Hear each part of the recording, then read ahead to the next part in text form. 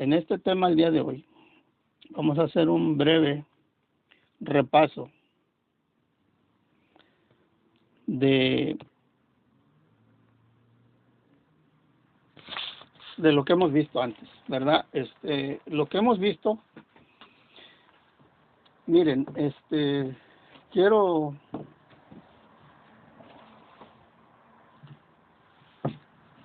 leer algo, ¿verdad?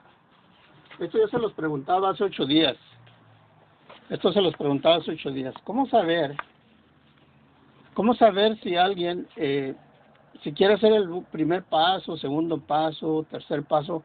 ¿Cómo saber qué se hace en esos pasos? O sea, ¿cómo sé que yo hago un paso? ¿Cómo sé que lo hago? ¿Cómo que sé que hago el paso 1? ¿Cómo sé que hago el paso 2? ¿Cómo sé que hago el paso 3? ¿Verdad? Porque muchas veces se cree que porque ya lo leíste, ya hiciste el paso 1, o el paso 2, o el paso 3. ¿Pero qué se hace entonces? Hace 8 días pusimos un tema que se llamaba ¿por qué tanta insistencia en tocar fondo? ¿Por qué? ¿Por qué se insiste mucho en que la persona tiene que tocar fondo primero?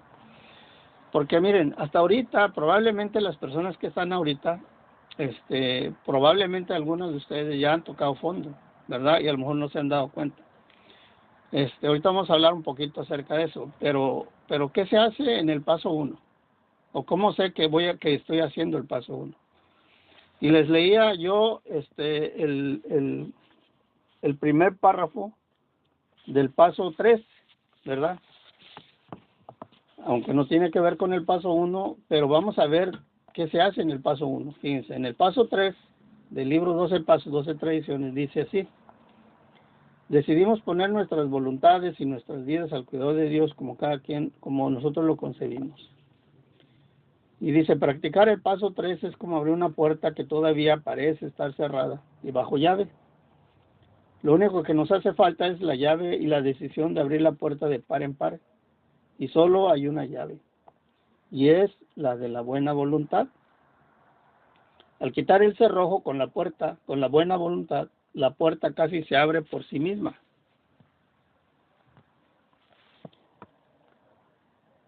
Y al asomarnos veremos un letrero al lado de un camino que dice, este es el camino hacia una fe que obra. Ahora miren, tomen atención lo que sigue diciendo, lo que dice el siguiente enunciado, dice, en los dos primeros pasos nos dedicamos a reflexionar. Nos dimos cuenta que éramos impotentes ante el alcohol, pero también vimos algún tipo de fe, aunque solamente fuera una fe en el programa. Bueno, entonces fíjense. Entonces, ¿qué dice en ese párrafo? Dice, en los dos primeros pasos nos dedicamos a reflexionar. Eso es todo. Entonces, en los dos primeros pasos, ¿cuáles? Porque si este es el tercero, en los dos primeros quiere decir el primero y el segundo. Entonces, ¿qué vamos a hacer en esos dos pasos? Vamos a reflexionar.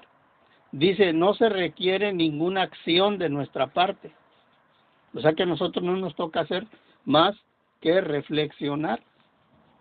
Entonces, en esos dos pasos, fíjense, en el paso 1, se reflexiona sobre la enfermedad o el problema que nosotros tenemos. Entonces, para llegar al paso 2, necesitamos nosotros ya saber cuál es nuestro problema. Por eso, si ustedes se acuerdan, en el tema de la otra semana, no de esta semana que pasó, sino de la otra semana, el jueves, era dónde se utiliza o cómo se utiliza la fuerza de voluntad, o para qué sirve la fuerza de voluntad.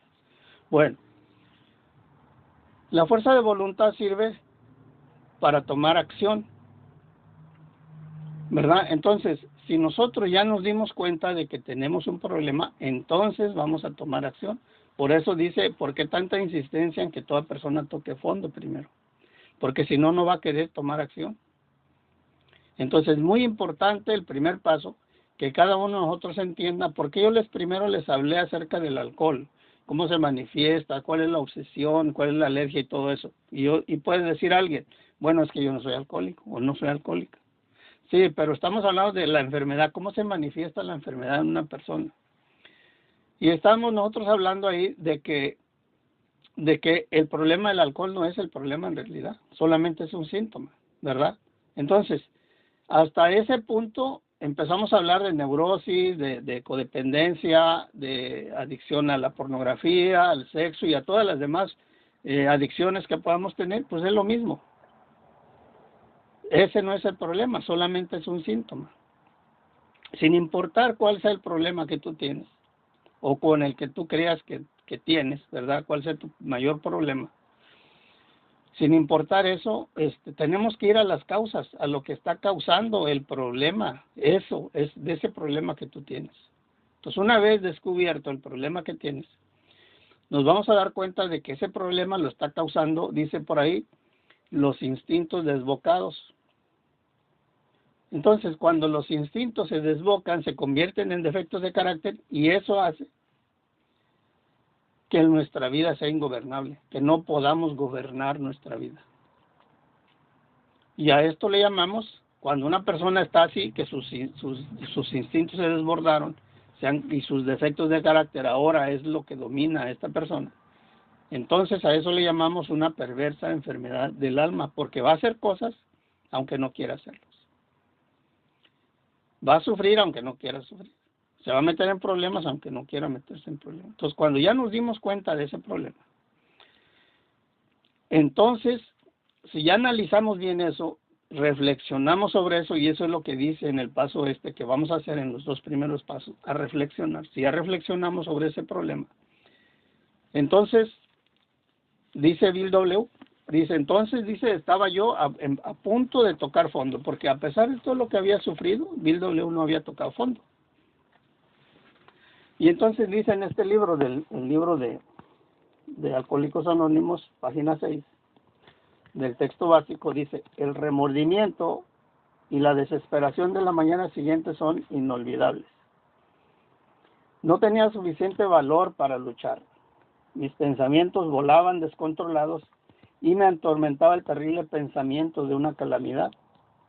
Casi no me atrevía a cruzar la calle por miedo a que me atropellara algún camión. Apenas comenzó a amanecer, entré a un lugar que permanecía abierto día y noche, y ahí me sirvieron una docena de vasos de cerveza que calmó mis atormentados nervios. En un periódico leí que el mercado de valores se había derrumbado de nuevo. Bueno, pues yo también. El mercado podía recuperarse, pero yo no. Resultaba duro pensar eso. ¿Debía suicidarme? No, ahora no. Entonces me envolvió una densa niebla mental. Con ginebra se arreglaría todo, por lo pronto 2 botellas y a olvidar. La mente y el cuerpo son mecanismos maravillosos, ya que los míos soportaron esta agonía más de 2 años. Cuando el terror y la locura se apoderaban de mí por la mañana, había veces que robaba a mi esposa el poco dinero que tenía en su bolso. Otras veces me asomaba a la ventana y sentía vértigo, o me paraba vacilante frente al botiquín del baño, en el que sabía que había veneno, y me decía que yo era un débil. Mi mujer y yo íbamos de la ciudad al campo y del campo a la ciudad tratando de escapar. Luego hubo una noche en la que la tortura física y mental fue tan infernal que creí que iba a saltar por la ventana. Como pude, llevé el colchón al piso de abajo para no saltar al vacío. Fue a ver a un médico que me recetó un fuerte sedante. Al día siguiente estaba tomando el sedante y la ginebra. Esta combinación pronto me causó un descalabro. Temían que enloqueciera. Yo también comía poco o nada porque no podía hacerlo. Y mi peso llegó a ser 40 libras menos de lo normal. Entonces, más adelante dice, fíjense, no hay palabras para describir la soledad y la desesperación que encontré en ese Senegal de autoconmiseración. Sus arenas movedizas se extendían por todos lados. No pude más.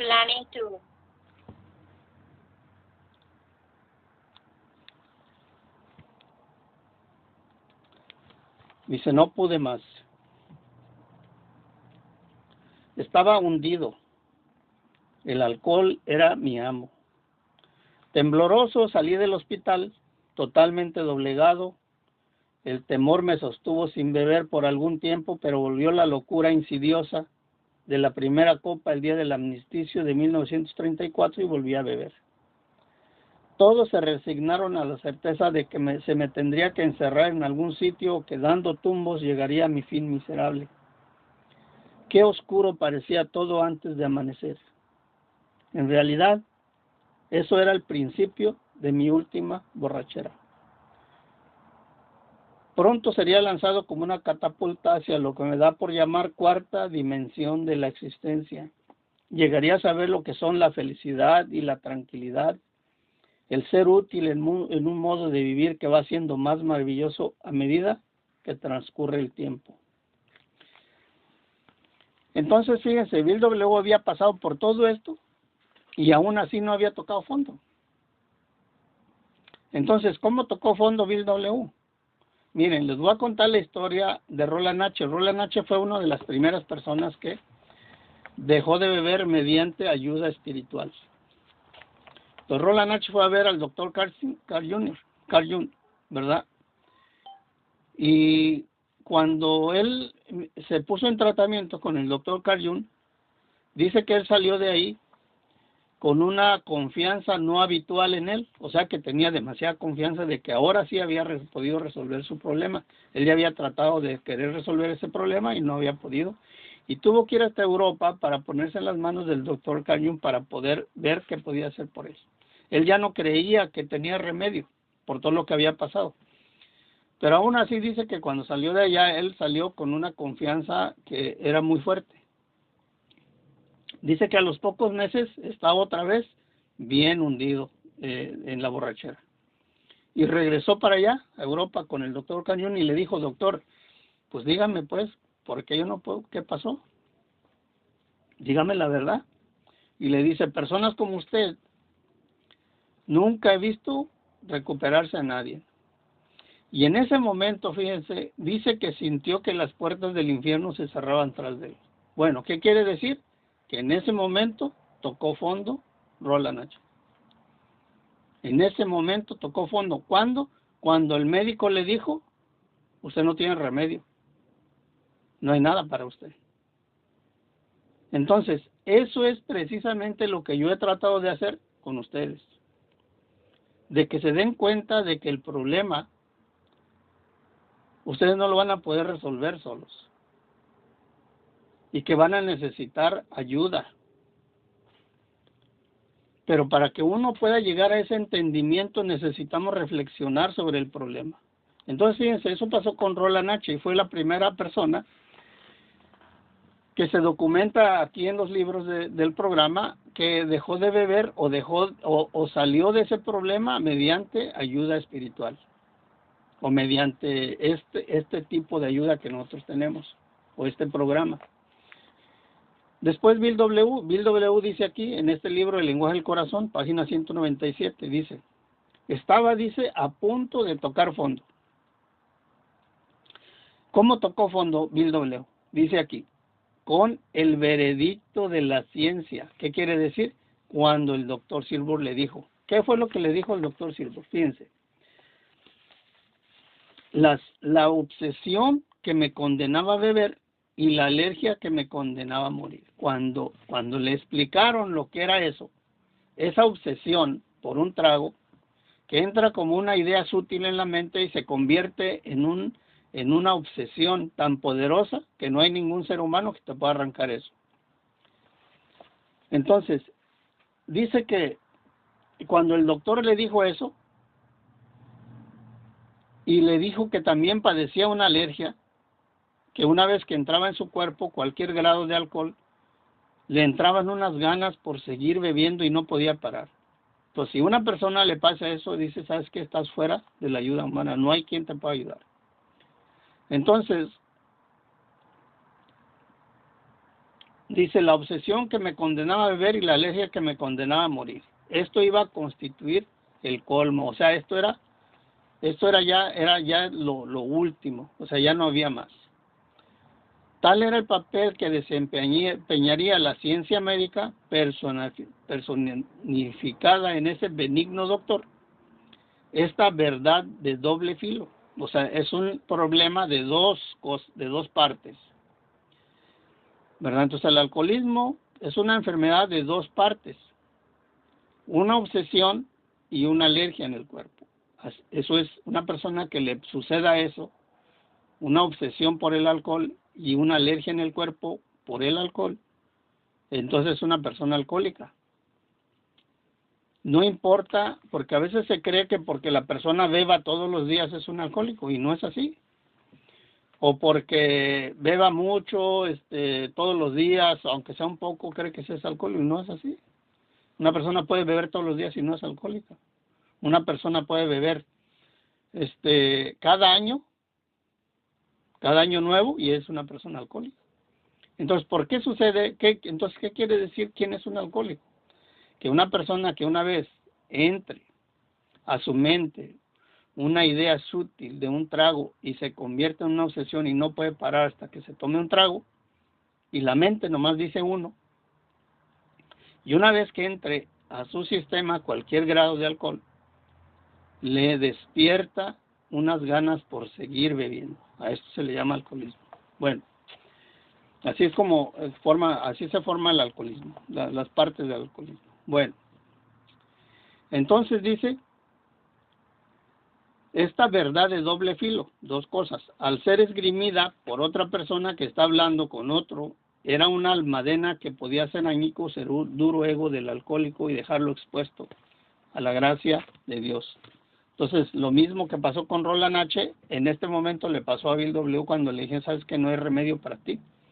Por eso en el primer paso del libro de 12 Pasos, 12 Tradiciones, al final, el último párrafo, dice,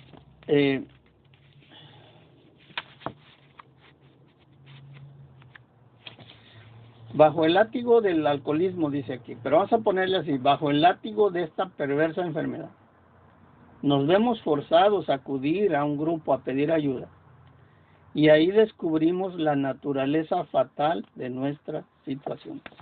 Entonces, ¿cuál es la naturaleza fatal de nuestra situación? De nosotros los que estamos en un grupo, ¿verdad? Como les he dicho, sin importar si son o no son alcohólicos, si son o no codependientes, pero a lo mejor en una de estas tres adicciones que hablamos en café, ustedes se han identificado. Y si ese es su problema, entonces dice aquí, que aquí vamos a descubrir la naturaleza fatal de nuestra situación. ¿Cuál es la naturaleza fatal de nuestra situación? Dice que vamos a ir a lo que está causando ese problema. Y son los instintos desbocados y esta vida ingobernable que nos ha llevado a eso. Y a eso le llamamos una perversa enfermedad del alma. Entonces nosotros, nuestro problema es una perversa enfermedad del alma. Y no hay ningún poder humano que te pueda volver a tener ese sano juicio. Ningún poder humano te puede ayudar a volver a tener un sano juicio. Entonces dice, cuando nosotros llegamos a ese punto, entonces vamos a llegar a tener la amplitud de mente y la buena disposición para escuchar y creer o darnos cuenta en el punto exacto en que está la persona que está a punto de morir. Y solamente entonces dice, estamos listos y dispuestos para hacer lo que haga falta, para liberarnos de esta despiadada obsesión. Entonces, el tema de hoy, fíjense, el tema de hoy es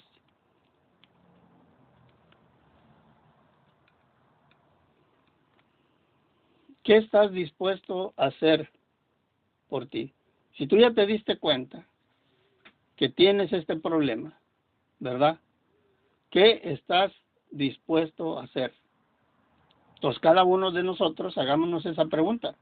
Si realmente nosotros ya hemos tocado fondo, ya nos dimos cuenta del problema en el que estamos, y dice que no hay ningún poder humano que nos pueda hacer, entonces, ¿qué estás dispuesto a hacer? Y para esto, fíjense, vamos a ir un poquito más, a profundizar un poco más. Entonces, si tú ya te diste cuenta, ¿verdad?, de cuál es tu problema, o más o menos ya tienes una idea de qué es lo que te sucede, ¿verdad? Entonces, tú ya puedes decidir si necesitas el programa o no, ¿verdad? Entonces, fíjense, vamos a ir a leer el libro El lenguaje del corazón en la página 236. Página 236.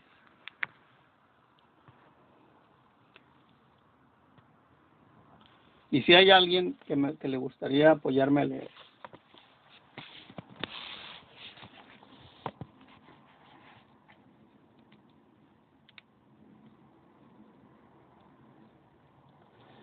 Recuerden que si tienen una pregunta, levanten la mano, ¿ok? Cuando estamos leyendo entre medio o a la hora que sea, si ustedes tienen una pregunta, levanten la mano. Bueno, voy a leer yo. Página 236 del libro El lenguaje del corazón. Y dice así el tema. La próxima frontera. La sobriedad emocional. Entonces, a eso vamos a aspirar ahora nosotros, ¿verdad? A estar sobrios emocionalmente. Ahora, pero si traes el problema del alcohol y no las puedo resolver, bueno, a eso va a ser la aspiración de estar en el grupo para o entrar en este programa para encontrar eso, la sobriedad ante el alcohol o ante la codependencia o ante el problema que tú tengas grave en este momento. Pero si ya tienes algún tiempo en el grupo, en los grupos, y no has encontrado una solución a esa locura, a ese caos mental, probablemente la próxima frontera, dice, sería la sobriedad emocional. Yo no sé ustedes si les ha pasado, pero hay días que uno se levanta así de mal humor. Hay días que uno no sabe ni lo que tiene. Se levanta de malas, le molesta todo, ¿verdad? El día te parece, si está lloviendo, te parece feo. Si está haciendo frío, te parece feo. Si hace mucho calor, te parece feo. Entonces, dice por allá en el libro, ¿verdad? En el libro también de Alcohólicos Anónimos, en la página 30, romano, en la opinión del médico, dice algo así.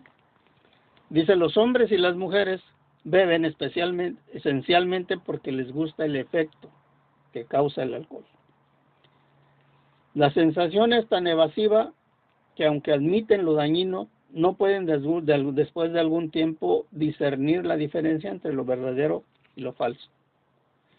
Les parece que su vida es la única normal. Fíjense, están inquietos, dice, irritables y descontentos hasta que no vuelven a experimentar la sensación de tranquilidad y bienestar que inmediatamente les produce apurar unas copas. Entonces, ¿qué quiere decir? Quiere decir que nosotros muchas veces nos levantamos así, o yo me he levantado algunas veces así, ahora ya menos que antes, no, antes era muy seguido, me levantaba inquieto, dice, irritable y descontento, o sea, me molestaba todo, ¿verdad? Entonces, ¿qué quiere decir? Dice que estaba a punto de recaer.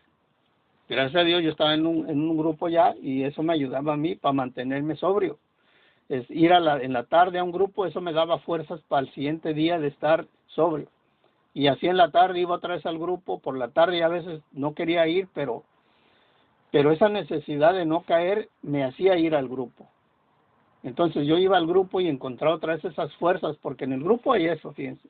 En el grupo tú vas a encontrar la fortaleza para salir de si tú tienes algún problema grave en este momento, el grupo te ayuda. ¿Por qué? Porque si en este momento tú todavía no tienes ese poder para enfrentarte a esas situaciones de todos los días, entonces necesitas apoyo. Necesitas para empezar un grupo. ¿Por qué?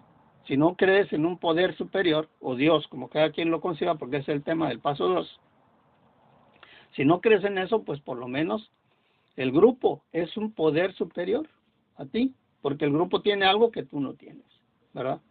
Cuando los compañeros empiezan a hablar de sus días, que son buenos, que son vive tranquilo, vive más feliz, que se ha librado de muchas cosas, que no gritó, que no explotó en ira al día de hoy.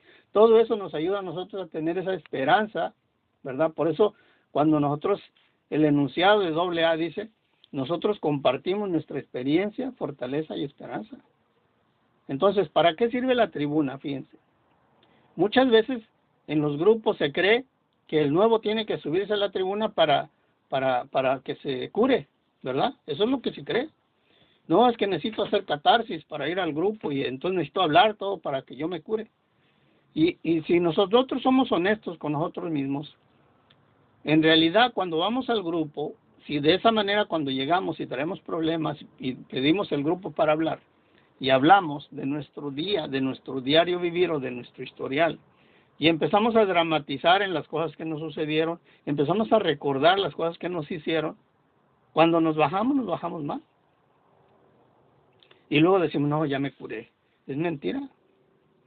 ¿Por qué se los digo? Pues yo tuve 4 años metido en los grupos así. Y hay veces me sentía hasta avergonzado de lo que había dicho en la tribuna. Porque había hablado de mis familiares, había hablado de mis hermanos, había hablado de todo el mundo. O sea, y por eso yo les digo ahora, cuando ustedes suenan a la tribuna, traten de no hablar de sus familiares, de su pareja. Porque yo no creo que les gustaría a su pareja que estuviera allí escuchando lo que yo estoy diciendo de ella. ¿Verdad? Entonces, y por eso les digo, me bajaba mal. Entonces cree que eso es, la tribuna para eso es. Y fíjense lo que dice el capítulo 15, la tradición 5. El objetivo principal, dice, de este grupo y de cualquier otro, es llevar el mensaje a las personas que aún estén sufriendo. Entonces, ¿para qué es la tribuna? Para llevar el mensaje a las personas que aún están sufriendo. Ahora, ¿ustedes creen que un nuevo que traiga tantos problemas le puede dar el mensaje a las demás personas? ¿Cuál mensaje? ¿O nos va a hablar del sufrimiento y el dolor que ha pasado? Pues sí, nos puede hablar de eso, pero nosotros hemos vivido también nuestro propio infierno.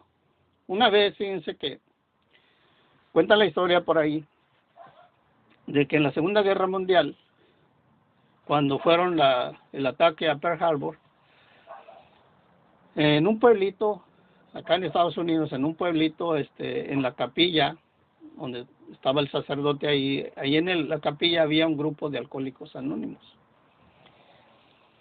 Y entonces dice que el sacerdote miraba a los alcohólicos ahí que se reunían, miraba a los alcohólicos que ellos no se preocupaban por la guerra que había, toda la gente del pueblo preocupada, muy consternada por la guerra y los muchachos que se iban a la guerra y todos muy preocupados por esa situación. Pero él miraba que los alcohólicos no. Y entonces les preguntó, oiga, ¿y ustedes por qué no se preocupan como toda la gente? ¿Y saben qué le contestaron? Uno de ellos le contestó, porque nosotros ya vivimos nuestro propio Pearl Harbor. Y es cierto. Nosotros hemos vivido ya nuestro propio infierno. Por eso es la importancia de tocar fondo. Tocar fondo quiere decir que no vas a caer más abajo ya. Ya es el colmo. Cuando te diste cuenta del problema en el que estás. Entonces ya no puedes llegar más abajo, ya no puedes caer. De ahí solamente puedes ir para arriba. No hay más. Entonces fíjense, en este libro, en la página 236 del lenguaje del corazón, dice así, la próxima frontera. Eso es lo que aspiramos ahora. Este artículo dice, queda resumida la esencia de una carta que Bill escribió a un íntimo amigo que también sufría de las depresiones molestas. Entonces, esto fue en 1958. O sea, habían pasado 23 años después de que había iniciado el programa. Entonces, Bill W. escribió esta carta a un amigo y dice así: creo que muchos de los veteranos que han puesto a dura y venturosa prueba nuestra curación, entre paréntesis lo dice, entre comillas, perdón, dice, todavía se encuentran faltos de sobriedad emocional. tal vez se verán en la vanguardia del próximo progreso importante en el programa. El desarrollo de más madurez y equilibrio verdadero. ¿Qué quiere decir? Que posiblemente yo, después de 4 años de estar en los grupos que desembuchando en la tribuna, no había encontrado yo ese desarrollo y esa madurez verdadera.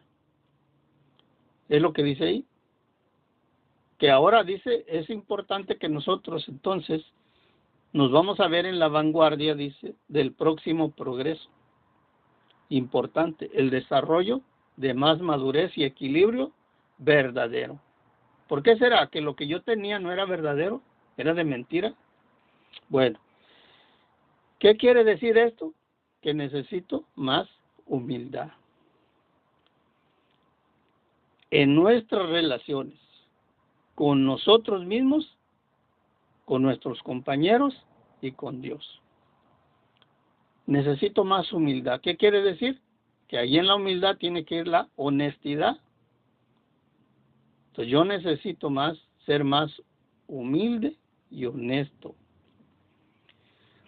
Estos deseos adolescentes de aprobación incondicional, seguridad total y amor perfecto que tantos de nosotros tenemos, deseos completamente apropiados a la edad de 17 años. O sea, estos deseos de aprobación, estos deseos locos de querer tener dinero, de querer vivir mejor, de querer acaparar cosas materiales, dice, son deseos adolescentes para la edad de una persona de 17 años.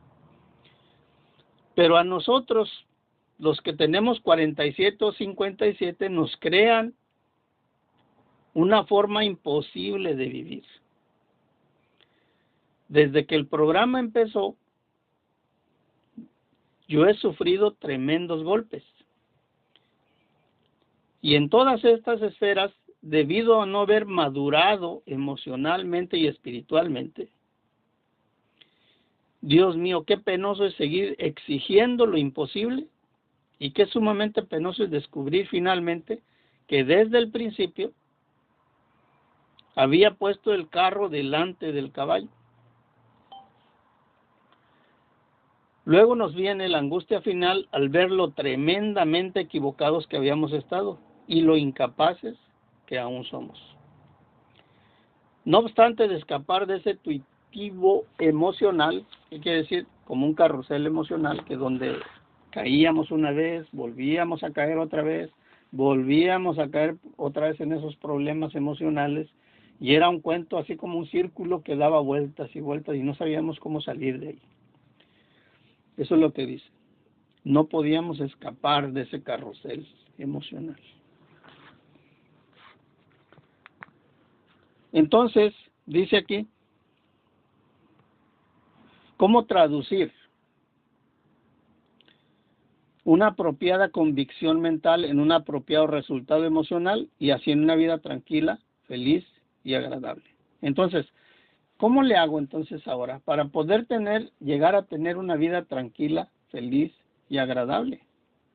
Porque yo les puedo decir que a veces a mí ni me soportaba yo mismo.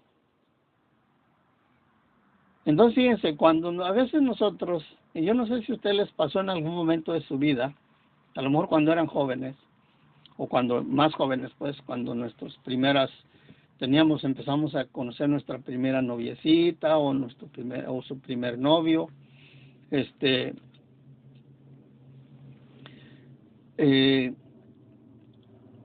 empezábamos nosotros a querer, yo me recuerdo, yo quería que fueran sinceros conmigo, que fueran la muchachita, que fuera honesta conmigo, sincera conmigo, porque yo la quería mucho.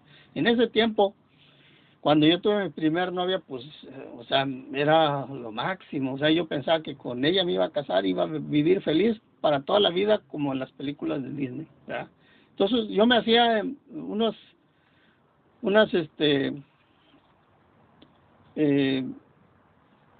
así en la mente, ¿verdad? Y me imaginaba cosas así muy maravillosas, ¿no? Entonces, dice aquí, ¿cómo traducir ahora entonces un apropiado resultado emocional y en una vida tranquila, feliz y agradable. Cuando entonces, si ni siquiera yo mismo me conocía, ¿cómo quería que la otra persona fuera honesta y sincera conmigo? Si ni siquiera yo me conocía a mí mismo. Entonces aquí dice, ¿cómo entonces voy a traducir una convicción mental en un apropiado resultado emocional y así en una vida tranquila, feliz y agradable? Bueno, eso no es únicamente un problema de los neuróticos. Ahora, nosotros ya hablamos de ¿quién es un neurótico? Es una persona muy temerosa. Ese es un neurótico, una persona muy temerosa. Entonces, no es un problema solamente de una persona muy temerosa. Es un problema que la vida misma nos presenta a todos los que hemos llegado a tener una sincera disposición a aferrarnos a los principios apropiados en todos nuestros asuntos. Ok. Dice que eso nos va a pasar a todos los que queramos realmente practicar este programa. A todos nos va a pasar eso. Que no vamos a saber, vamos a querer, pues ya aprendí esto, ya voy al grupo, pero no cambia mi vida. No cambia. ¿Por qué? O sea, por más esfuerzo que hago, ¿por qué no funciona? Pues, entonces eso nos va a llegar a suceder, ¿verdad? Por eso dice Bill W. allá, cuando más negra era la noche, era porque más pronto iba a amanecer. Entonces, a veces los problemas nos llegan hasta el cuello y no sabemos qué hacer. Ya tengo madrina, ya tengo padrino, estoy en el grupo, hago lo que me dicen, pero estas broncas que tengo nomás no acaban. Bueno, porque el programa o el grupo o la comunidad no es para que ya no tengas problemas, sino que con el programa tú vas a poder enfrentarte a esos problemas. Porque los mismos problemas vas a tener en el futuro. Probablemente las mismas situaciones, o cómo tú crees, o cómo tú sabes que no van a ser peores. ¿Cómo sabes? Lo que viene, tú no sabes si es peor o no. ¿Y cómo lo vas a enfrentar si ahora no puedes enfrentarlos con el problema que tienes? Entonces el programa nos va a capacitar a nosotros para poder tener la fortaleza para poder enfrentar cualquier situación en la vida. Eso no quiere decir que no nos va a doler, que ya no vamos a sentir nada, como que nos vamos a volver insensibles, no es así. Al contrario, el programa nos va a hacer más sensibles. Sensibles en la medida de que ahora vamos a ver en qué podemos contribuir a la vida, y cuando alguien esté sufriendo nos vamos a condoler por eso. Entonces dice aquí, aun cuando nos esforcemos por aferrarnos, puede ser que la paz y la alegría sigan eludiéndonos. Ok, entonces quiere decir que aunque a veces todavía te esfuerces, te aferres a estos principios, puede ser que todavía no puedas encontrar la alegría y la felicidad. Dice. Que la paz y la alegría aún no la puedas encontrar. Pero no te vayas, no digas que esto no funciona, porque tú no sabes si a la vuelta de la esquina está por llegarte el milagro. O sea, tú no sabes. Entonces dice aquí, y este es el punto al que hemos llegado tantos veteranos, y es un punto literalmente infernal. Por eso, miren, hay un proceso que nosotros tenemos que pasar. ¿Qué quiere decir un proceso? Que tenemos que hacer, que van a pasar cosas para que nos fortalecemos nosotros. Por ejemplo, yo les contaba de que un día yo estaba leyendo la historia de cómo hacían las espadas allá en China. Dice que agarraban el metal, un pedazo de metal, y lo metían al fuego y le empezaban a dar en el yunque, ¿cómo le llaman Creo que sí le llaman yunque. Bueno, le daban ahí donde en el fierro es donde están con el metal y el fierro caliente. y lo estiraban y lo volvían a meter al fuego. Lo doblaban y le volvían a dar otra vez, y lo volvían a meter al fuego o al agua y luego al fuego y luego otra vez lo estiraban a golpes y luego otra vez lo volvían a doblar. Y así se la pasaban días dándole vuelta al metal. Lo estiraban, lo doblaban, lo estiraban, lo doblaban, lo calentaban, lo doblaban y le daban de golpes y así por días. Después de un tiempo ya, cuando ya más o menos quedaba, lo metían creo que lo metían a arena, le prendían fuego de alguna manera, no sé cómo hacían, y lo tenían ahí por no sé cuántos días y después lo sacaban. Y volvía otra vez el proceso. Entonces, por eso les digo que hay un proceso. Entonces, imagínense cuántas veces lo calentaron este metal. Y al final, el resultado era que esa espada lo doblaban y no se quebraba, porque tenía muchas, capas muy finitas. Entonces, lo doblaban para cualquier lado y no se quebraba. Entonces, era una espada muy fuerte que hacían. Bueno, entonces dice aquí, aun cuando nos esforcemos por aferrarnos, puede que la paz y la alegría sigan eludiéndonos. Y este es el punto al que hemos llegado tantos veteranos, y es un punto literalmente infernal. ¿Cómo se puede armonizar nuestro inconsciente, de donde surgen todavía tantos de nuestros temores, obsesiones y falsas aspiraciones? Entonces aquí la pregunta es, ¿cómo le voy a hacer para salir de ese problema? Pues, si ya estoy en el grupo, ya he pasado a lo mejor años en el grupo y no veo avance. ¿O a poco ustedes nos han hecho esa pregunta? Yo me la hice en algún momento. Oye, pues ya estoy en el paso 6, ¿y por qué no siento que mi vida cambie? Imagínense, yo en el paso 6 y preguntándome, ¿por qué mi vida no cambia? Fíjense, entonces aquí, dice aquí, ¿cómo se puede entonces armonizar nuestro inconsciente, de donde surgen todavía tantos de nuestros temores, obsesiones y falsas aspiraciones, con lo que ya nosotros conocemos y sabemos y hemos aprendido? O sea, ¿cómo puedo yo armonizar mi inconsciente con el conocimiento que tengo ahora ya? ¿O a poco no tenemos conocimiento del programa? Claro, hemos ido a talleres de esto, a taller del otro, y a lo mejor algunos de nosotros ya hemos hecho el paso 4 y 5, pero ¿por qué no funciona? O ya yo he hecho todo lo que me dicen en mi grupo, soy tesorero, soy cafetero, coordino una reunión, ya soy coordinador del grupo, ¿y por qué no funciona si hago todo lo que me dicen? Miren, dice aquí. Ahora dice aquí, nuestra principal tarea, o tu principal tarea de ahora en adelante, va a ser cómo tú vas a convencer. Esa es tu tarea ahora que te toca. ¿Cómo vas a convencer a ese mudo, rabioso y oculto señor Hyde?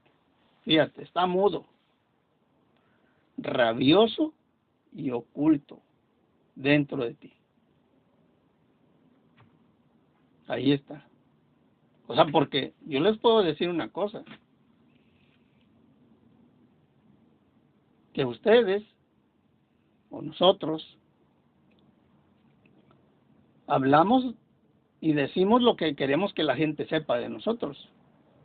Pero díganme, solamente tú sabes lo que hay aquí en tu cabeza.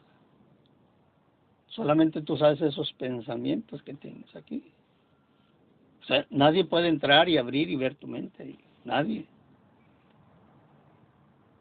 Entonces, si nosotros nos podemos observar lo que hay aquí, ¿verdad? Realmente, tienes que ser honesto contigo mismo, porque tú puedes engañar a la gente hablando y diciendo, pues yo mi vida está tranquila, encontré la paz, estoy aprendiendo mi programa, y luego se habla, no, es que yo tengo programa y ellos no.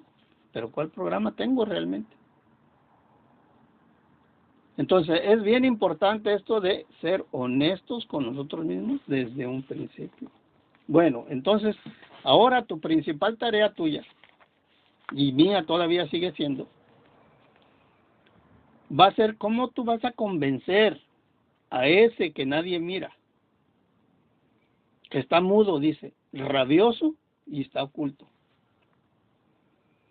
Entonces dice aquí Bill W, recientemente he llegado a creer que esto se puede conseguir. Lo creo así porque he visto a muchos compañeros, gente como tú y como yo, que andaban tanto tiempo perdidos en las tinieblas, empezar a obtener resultados. Fíjate, esto fue escrito en 1958. Ya habían pasado 23 años. Y Bill W. estaba apenas encontrando esa locura que está dentro de cada uno. Estaban tratando de encontrar cuál era ese problema. Y dice aquí que recientemente, dice, me he llegado a dar, o sea, apenas Bill W. se acababa de dar cuenta que se puede conseguir armonizar esa locura en la mente. Dice, lo creo porque lo he visto en muchos compañeros, gente como tú, como yo, que andaban tanto tiempo perdidos en las tinieblas, empezar a tener resultados. El pasado otoño, la depresión sin tener ninguna causa racional casi me llevó a la ruina. Empecé a temerme que fuera a pasar otro largo periodo crónico. Teniendo en cuenta las angustias que he pasado con las depresiones, no era una perspectiva muy prometedora. Seguía preguntándome a mí mismo, ¿por qué los 12 pasos no sirven para liberarme de la depresión? O sea, él preguntaba, ¿por qué los 12 pasos no sirven para liberarme de la depresión? El día de ahora, fíjense, el día de hoy, en estos tiempos, yo he visto gente que se ha liberado de la depresión. Gente que ha tenido depresión crónica se ha liberado de la depresión. Entonces yo les hablaba también acerca de la depresión el otro año, fue el primer tema de Diálogos de Café, acerca de la depresión. Entonces fíjense, empieza como estrés. Así fue la manera como yo lo encontré. No quiere decir que esto sea así, sino que es la manera de cómo yo lo pude analizar, ¿verdad? A lo mejor estoy equivocado, pero esto fue lo que yo encontré. Empieza como estrés. Entonces un estrés, cuando no le tomas cuidado, se puede convertir en ansiedad.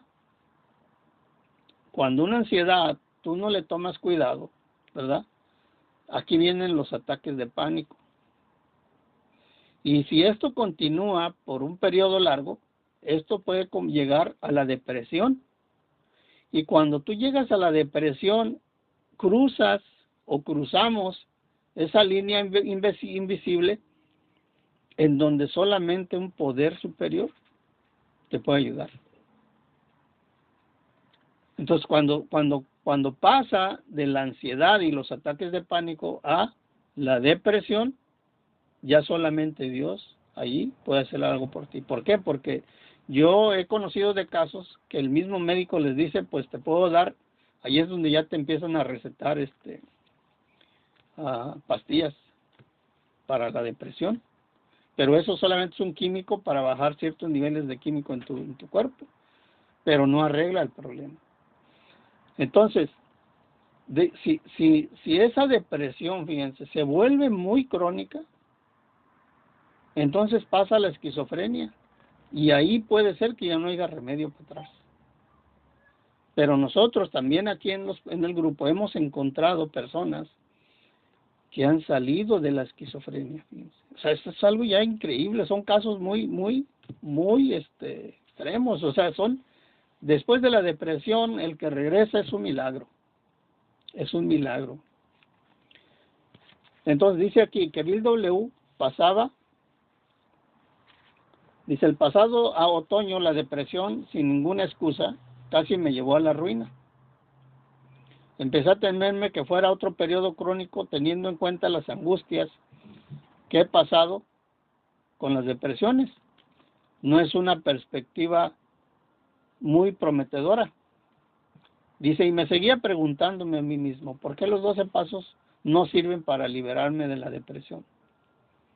Hora tras hora, dice, tenía la mirada en la oración de San Francisco de Asís. Es mejor consolar que ser consolado. Aquí estaba la fórmula, pero ¿por qué no funcionaba? ¿Por qué?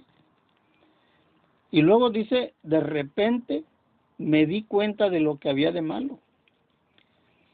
Mi defecto principal y característico había sido el de la dependencia, de una dependencia casi absoluta de otra gente o de las circunstancias. Siempre había contado con que me proporcionaran el prestigio, la seguridad y cosas similares. Al no conseguir estas cosas tal como las quería y conforme a mis sueños perfeccionistas, yo había luchado por tenerlas. Y cuando me vino la derrota, me sobrevino la depresión. Entonces fíjense que Bill se dio cuenta después de 23 años, ya estando en el programa, ¿verdad? Que era yo en realidad, ahí donde dice dependencia, yo le pondría codependencia, ¿verdad? El querer controlar a la gente, el querer que la gente hable bien de ti, todo eso, ¿verdad? Lo que nosotros hemos entendido ahora. En aquellos años, pues no había muchos estudios de cómo estaba este problema, pero ahora se han ido profundizando cada vez más. Y yo diría que él sufría de una codependencia muy fuerte, ¿verdad? Entonces dice, no tenía la menor probabilidad de convertir el amor altruista de San Francisco en una feliz y practicable manera de vivir hasta que no se extirparan esas dependencias funestas y casi absolutas.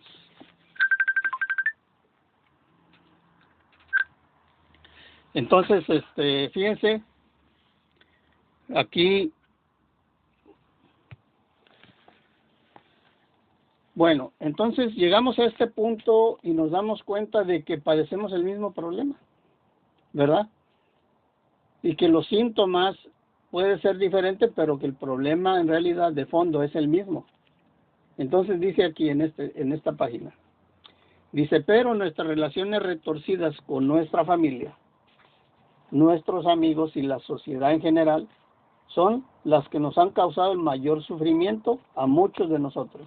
A ver, cada uno hágase este análisis, ¿verdad? Si eso es cierto lo que dice ahí o no en nuestra vida.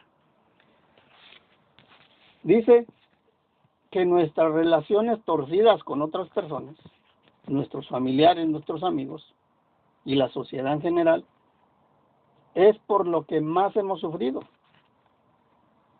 O sea, y fíjate, y no dice que hemos sufrido más por el alcohol, por la droga, por la neurosis, por la cosa. Dice que hemos sufrido más por las relaciones torcidas con las personas a nuestro alrededor.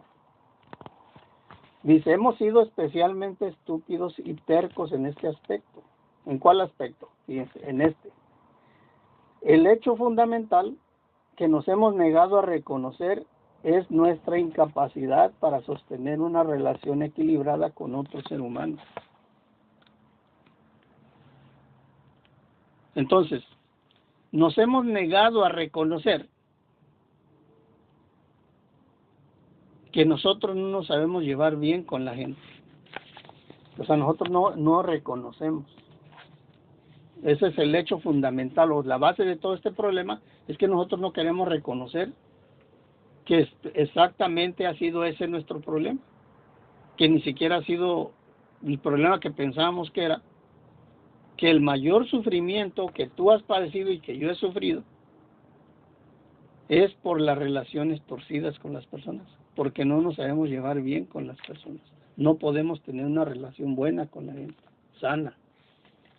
Entonces cada uno de nosotros hágase esa pregunta, si eso es cierto o no en su vida. Bueno, y dice aquí, nuestra egomanía nos crea dos escollos desastrosos. ¿Qué quiere decir escollos? Dos obstáculos desastrosos. O sea, dice uno, o bien insistimos a dominar en la gente que conocemos,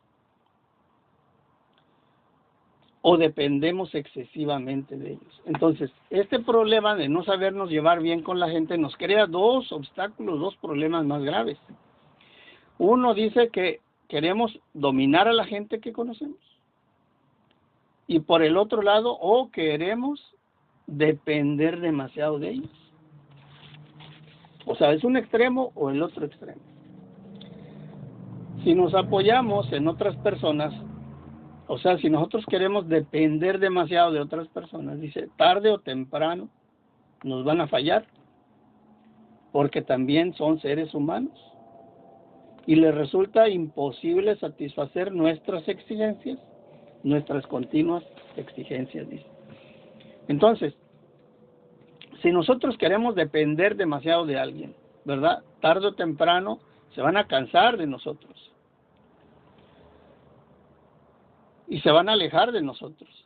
Entonces, yo no sé si ustedes en el pasado, cuando nosotros empezamos a tener, o cuando nosotros teníamos alguna novia, o en su caso las mujeres un novio, yo no sé si ustedes tuvieron algún novio empalagoso, o sea que estaba siempre encima de ustedes y que a lo mejor al principio pensaban que estaban enamoradas, pero después de un tiempo de así, de esa forma de ser, sabes que ya no lo quiero, ya vete, ¿verdad? Entonces yo no sé si ustedes tuvieron una persona así en su vida, pero a lo mejor nosotros fuimos así con alguien, tan empalagosos. Entonces dice, ¿qué es lo que sucede ahí? Dice, tarde o temprano se van a ir de nuestra vida. Porque les parece imposible satisfacer nuestras continuas exigencias. Así alimentada nuestra inseguridad va haciéndose cada vez más acusada.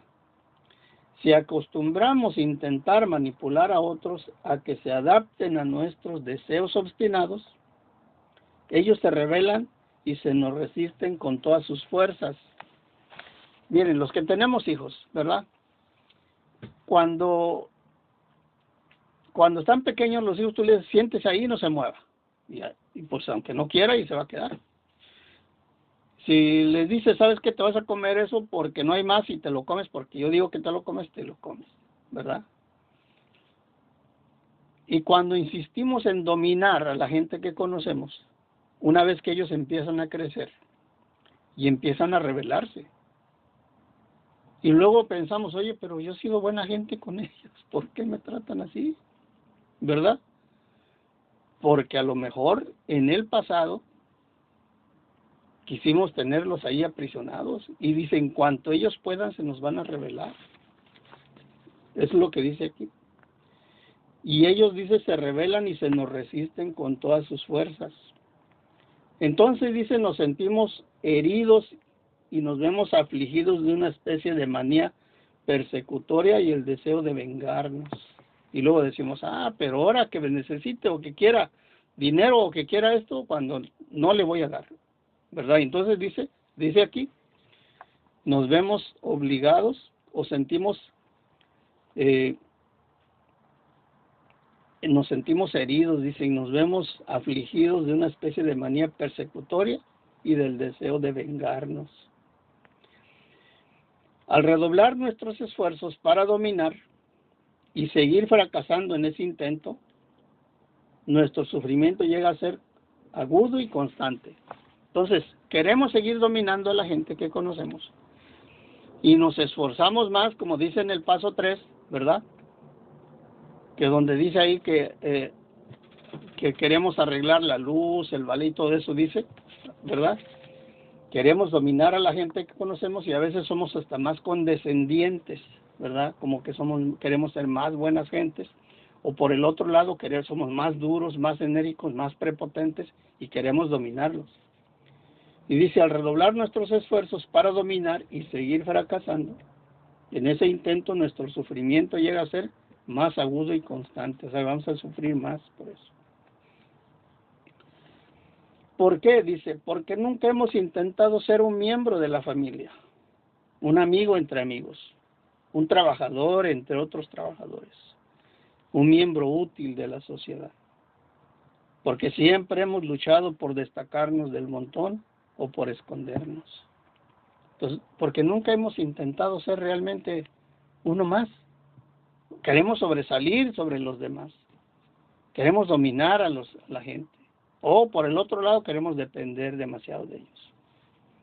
Nunca hemos intentado ser un miembro más de la familia, un amigo entre otros amigos, un trabajador entre otros trabajadores, un miembro útil de la sociedad. Siempre hemos luchado por destacarnos del montón o por escondernos. Este comportamiento egoísta nos impedía tener una relación equilibrada con las demás personas a nuestro alrededor.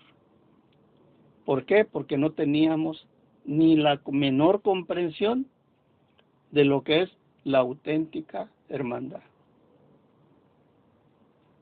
Por eso es lo que leímos allá, dice, pues ahora nuestra tarea es cómo vamos a armonizar a ese mudo y oculto y rabioso señor Jai que está dentro de nosotros. ¿Cómo vamos a hacer ahora? Nuestra tarea ahora va a ser cómo vamos a armonizar eso con lo que nosotros con lo que ya conocemos del programa. Si no conocemos, para eso estamos aquí, para conocer más del programa, para saber qué hacer. ¿Por qué? Por eso dice ya, ¿por qué con todo lo que nosotros ya conocemos, por qué no llegamos a ese punto de tener una verdadera tranquilidad de espíritu? Entonces, cuando nosotros empezamos a encontrar respuestas, ¿saben qué viene? Más tranquilidad a nuestra vida. Eso sucede cuando nosotros empezamos a encontrar respuestas. Por eso dice allí lo que les leí al principio, ¿cómo saber si yo hago el primer paso o el segundo paso? Solamente con leerlo ya, no hay que saber qué se hace, fíjense. Dice ahí, ¿qué es lo que se hace? Ya ustedes ya conocen qué se hace en el paso 1 y 2. En los dos primeros pasos dice, vamos a reflexionar. Eso es lo que se hace. Vamos a reflexionar. Y es lo que estamos haciendo hasta el día de hoy. Bueno, vamos a comenzar, fíjense. Vamos a dejar empezado el paso 2. Y vamos a ir al libro, el libro 12 Pasos, 12 Tradiciones. Y dice, segundo paso. Entonces, llegamos a creer que un poder superior a nosotros mismos podría devolvernos el sano juicio.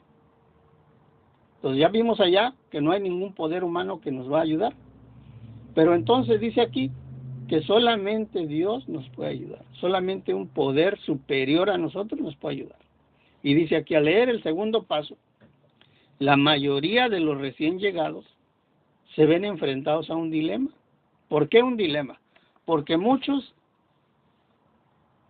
no tienen esa idea de Dios. Otros no quieren creer en Dios. Miren, dice aquí. ¿Cuántas veces les hemos oído gritar? Miren lo que nos han hecho. Nos han convencido de que somos alcohólicos y que nuestra vida son ingobernables. Que nuestras vidas son ingobernables. Después de habernos reducido a un estado de impotencia total, ahora nos dicen que solamente un poder superior puede liberarnos de nuestra obsesión. Algunos de nosotros no queremos creer en Dios. Otros no podemos creer. Fíjense, algunos no queremos creer en Dios. Otros no pueden creer en Dios.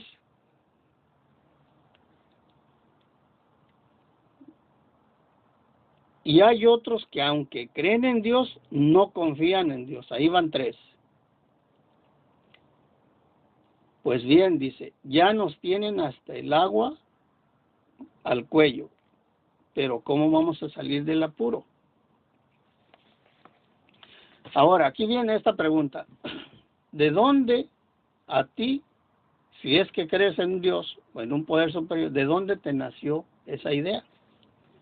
¿De dónde te nació esa idea de Dios? Miren, aquí tengo algunos puntos. ¿De dónde nos vino la idea de Dios? Yo espero que lo encuentre.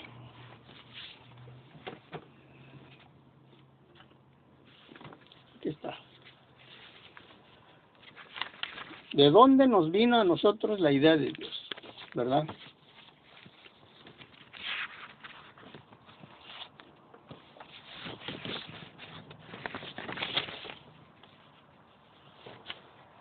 Aquí está, miren. ¿De dónde sacamos la idea de Dios? O sea, si nosotros nos vamos a pensar, ¿de dónde te vino a ti la idea de que hay un Dios? ¿De dónde? Fíjense, primero, el punto, el orden no importa, pero hay un punto, dice, por intuición. Por intuición te pudo llegar la idea de Dios. Desde el principio de los tiempos, ¿verdad? El hombre primitivo que había en las cuevas ya pensaban o creían que había algo superior a ellos. Entonces empezaban a adorar a la lluvia, al sol, al viento, ¿verdad? A la naturaleza. Entonces ellos intuían que había algo superior a ellos, desde aquella época, las cavernas. Entonces, ¿cómo te puede llegar la idea de Dios? Por intuición. Segunda, por tradición, por costumbre, porque esta idea de Dios se va pasando de generación en generación. A mí, por ejemplo, de alguna manera yo supe de Dios por mis papás, porque ellos iban a la iglesia y decían que había un Diosito ahí que estaba allá en la iglesia. Entonces sabía que era la iglesia, ¿verdad? Aunque nomás íbamos cada fiesta del pueblo, pero ya creíamos que había un Dios. Y hablábamos de Dios, Dios está en el cielo y te está mirando todo lo malo que haces. Bueno, esa idea de Dios se nos fue por tradición. Te pudo haber llegado por tradición, ¿verdad? Entonces, a lo mejor tus papás te inculcaron la idea de Dios y de ahí vino esa idea de Dios. La otra forma de cómo nosotros sacamos o de dónde vino esta idea de Dios es por la razón. Si tú estás en tu teléfono en este momento, en tu computadora, la razón, si nosotros razonamos, hubo alguien quien creó ese teléfono. O sea, alguien lo creó. Antes de que tú lo tuvieras ahí físicamente, alguien lo creó primero. Y un día llegó y lo hicieron y está en tus manos ahora. Entonces la razón me dice que esto que estoy viendo en este teléfono, la razón me dice que lo creó alguien. Entonces por el razonamiento, por la razón, pudo haber llegado la idea de Dios a nuestra vida. Porque si yo estoy en este mundo, yo no creo esa teoría de que del gran boom que hablaba este señor que ya murió, de que hubo una explosión allá en el universo y entonces se creó Si nosotros vemos, por ejemplo, en el mar, los pescaditos o en la naturaleza, los colores que hay son increíbles. Hay unos pescaditos de unos colores tan bonitos, o sea, y de formas diferentes, que yo no creo que una explosión y por microbios y eso ya se formó eso. Yo no creo eso. Yo creo que hubo algo que creó a los seres humanos. Hubo un creador para eso. Entonces, 4 puntos es por revelación. Por ejemplo, la Biblia es un libro de revelación. Yo un día, vi una película, no me acuerdo cómo se llamaba esta película. No sé si es estas de Dios no está muerto. Estas películas, no sé si es una de esas, la verdad, pero es una película de un niño, en donde este niño en su casa, su papá creo que se murió, se fue o no sé qué pasó, entonces su mamá se quedó sola con él y entonces su mamá se casó otra vez y él estaba niño y el pareja de la mamá parece que lo maltrataban y todo eso, entonces se hizo muy rebelde este niño y un día se fue de su casa y vivía con otras familias y entonces un día pues fue a la universidad, estaba en la universidad y ahí él se volvió muy rebelde, él era muy rebelde este niño, muchacho ya en la universidad. Entonces, cuando estaban ahí en la cafetería, ya se juntaban grupos acá de desmadrocillos, había otro grupo acá de estudiados y otro grupo allá de religiosos, de evangelistas. Entonces estaba a un lado la mesa donde estaban los que eran religiosos, y él estaba hablando acá con sus amigos en otra mesa y diciendo que no, Dios no existe y esto y bueno. Y entonces los que estaban al lado, que estaban hablando, o ellos creían en Dios y le dijeron, oye, pues Dios sí existe. No, dice, Dios no existe, y empezaron ahí la controversia. Y le dice, bueno, yo te reto te reto en el auditorio en un mes o en un mes y medio, no me acuerdo. Demuéstrame que Dios no existe y yo te voy a demostrar que Dios sí existe. Y quedaron así, que iban a ir al auditorio y iban a tener un encuentro ahí para demostrar uno con sus puntos y otro con sus puntos de que Dios sí existe, y el otro decía que Dios no existe. Entonces él iba a comprobar que Dios no existe. Y se fue a buscar información para demostrar que Dios no existía. Y en las noches que se quedaba en los museos o estas bibliotecas viejas donde había muchos escritos y todo eso, después de leer la Biblia, enfocarse en la noche, estar ahí mirando, leyendo la Biblia para decir en dónde dijera que Dios no existía, para encontrar argumentos para decir que no existía. Una noche en que leía unos escritos viejos, de pronto le llegó la revelación.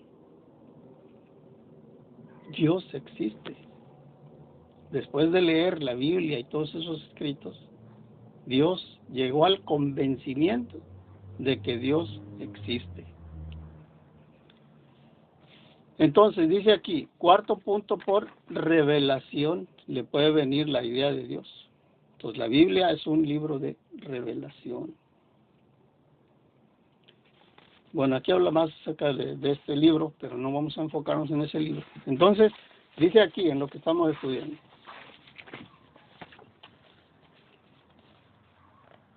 Dice, algunos de nosotros no queremos creer en Dios. Otros no podemos creer en Dios. Y hay otros que aunque creen en Dios no confían en que Él haga el milagro. Pues bien, dice, ya nos tienen con el agua al cuello. ¿Cómo vamos a salir del apuro? ¿Cómo? Dice aquí, consideremos entonces primero el caso de aquel que dice que no quiere creer. Y aquí son varios obstáculos para que una persona pueda creer en Dios. Y vamos a ir a escribir, los que puedan escribir, escriban. Vamos a escribir en cuál tú te encuentras. Entonces está primero el caso, dice, de aquel que dice que no quiere creer. Ese es un tipo de persona que no quiere creer. Es el caso del rebelde. Esta persona dice que no quiere creer en Dios. Dice, su estado de ánimo solo puede describirse como salvaje. O sea, imagínense ustedes una fiera en la jungla. Pues así es, su estado de ánimo de esta persona, del que no quiere creer, es como un salvaje. Así es. Toda su filosofía de la vida, de la que tanto se vanagloria, se ve amenazada. Bueno, y luego, más abajo dice, no voy a leer todo lo que dice ahí. En la siguiente página, página 24. No, la página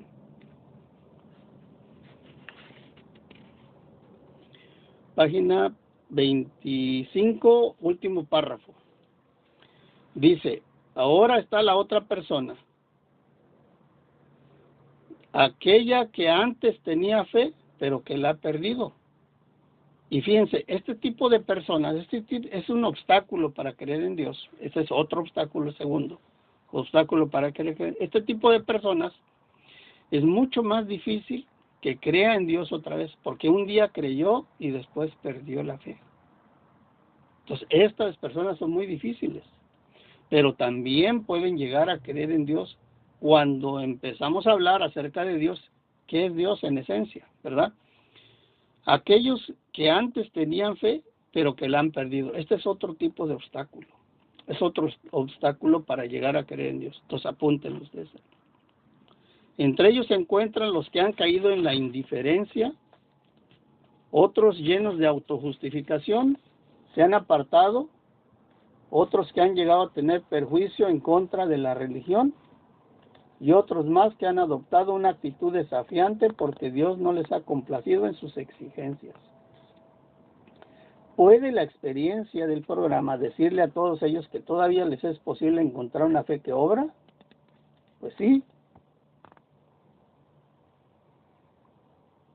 Entonces, este es más difícil, dice, este tipo de personas que han perdido o han rechazado la fe.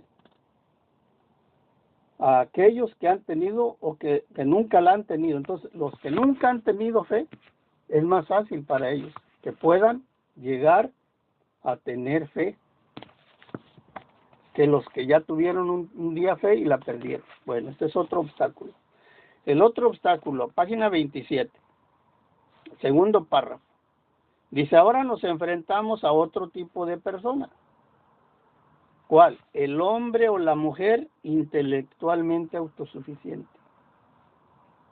Entonces, este es otro obstáculo. Y ahí en ese punto fue donde yo me encontré. Fíjense, ahí.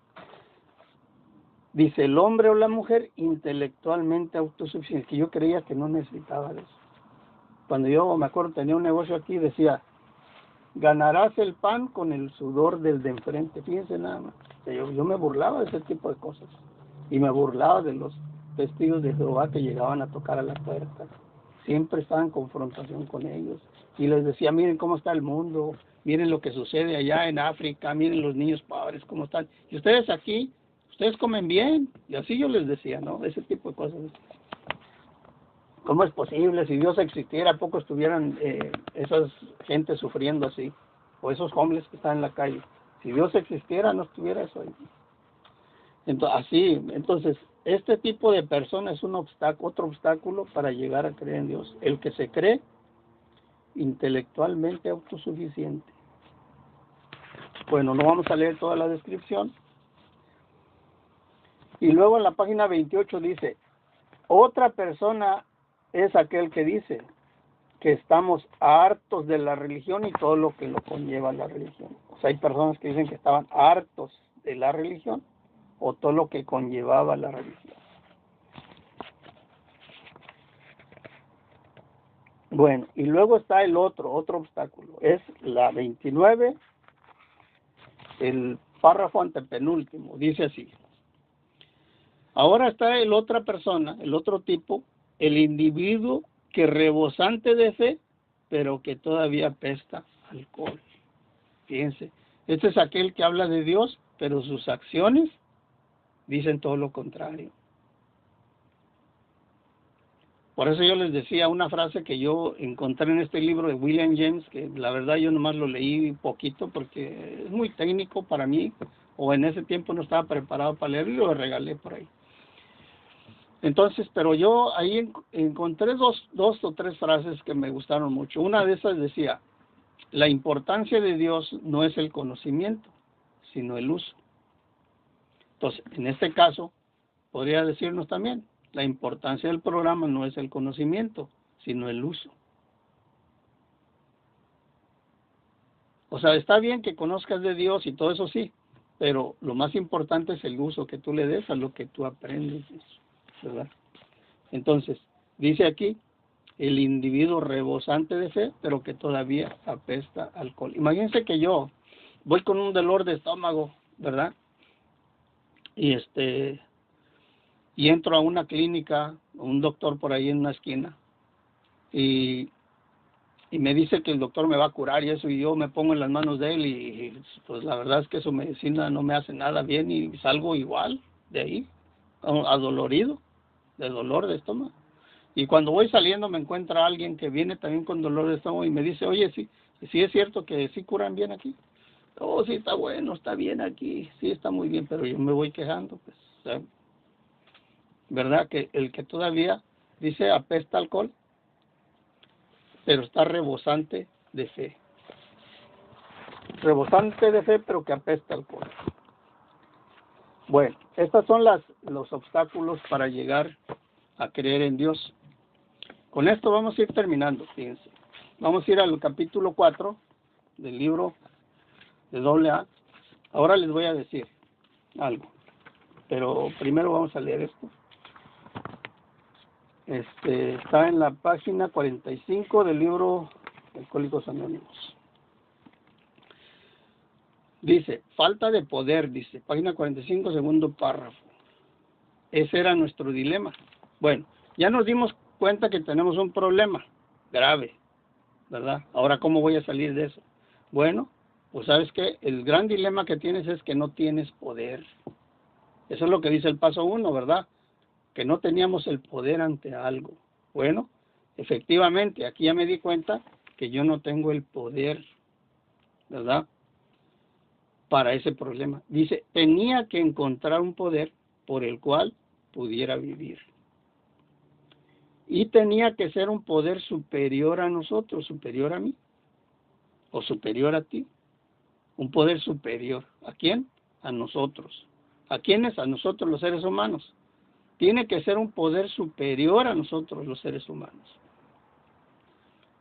Pero dice aquí, obviamente, ¿dónde y cómo voy a encontrar ese poder? Bueno, ahora tú ya te diste cuenta que el primer paso necesitas un poder que no tienes. Pero dice aquí, bueno, ya me di cuenta que sí necesito un poder, pero ahora, ¿cómo voy a encontrar ese poder? ¿Dónde voy a encontrar ese poder que necesito para liberarme de ese problema?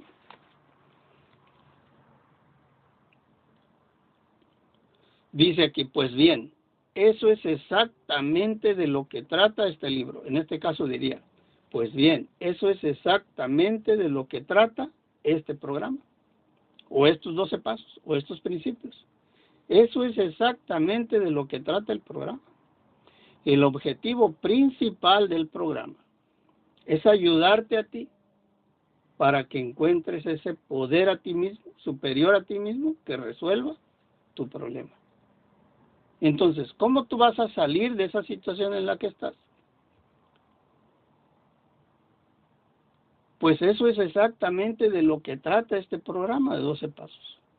El objetivo principal de este programa es que te va a ayudar a ti a que encuentres ese poder que resuelva ese problema, dice aquí. Eso quiere decir que hemos escrito un libro que es espiritual, así como también moral. Y eso yo se los he dicho otra vez. Bueno, dice aquí en el libro que es un programa espiritual y moral. No es 100% espiritual, como hemos escuchado muchas veces. Dice el libro que es un programa espiritual y moral. Puede ser 50-50, 60-40, no sé, pero no es 100% espiritual. Dices, hemos escrito un libro que es espiritual, así como también moral. Y luego dice, no, cuando alguien llega a un grupo y empieza a hablar de los libros, empieza a hablar de lo que dice en el programa, y luego empiezan a decir, no, háblame de ti, ¿verdad? Aquí tienes que hablarme de ti. Es más, en los grupos, algunas veces han puesto un letrero, háblame de ti, así, ¿verdad? ¿Y qué dice aquí? Dice, y quiere decir desde luego que vamos a hablar acerca de Dios. Dice el libro, el 4º capítulo del Alcohólicos Anónimos. Dice, vamos a hablar acerca de Dios. Entonces, ¿de qué vamos a hablar en el grupo? Vamos a hablar acerca de Dios. ¿Por qué? Porque Dios es la solución al problema. Por eso el paso 2 dice, solamente un poder superior a ti puede resolver ese problema que tienes. Y el programa es el objetivo principal, el programa de 12 pasos, para que tú encuentres ese poder. Si crees que eres un ateo, un agnóstico, un escéptico, o tienes cualquier otra forma de orgullo intelectual que te impida aceptar lo que hay en este libro, lo siento por ti. Si crees que todavía tienes suficientes fuerzas para ganar solo la partida, es cuestión tuya. Pero si verdaderamente quieres salir de tu problema de una vez por todas y sinceramente sientes que necesitas ayuda, sabemos que tenemos una solución para ti. Nunca falla, dice aquí. Y acá en el capítulo 5 dice, rara vez hemos visto fracasar a una persona que haya seguido este camino. Y aquí el doctor Bob dice, nunca falla. Si te dedicas a esto solamente con la mitad del tiempo que tenías para meterte en problemas. Tu Padre Celestial nunca te va a abandonar.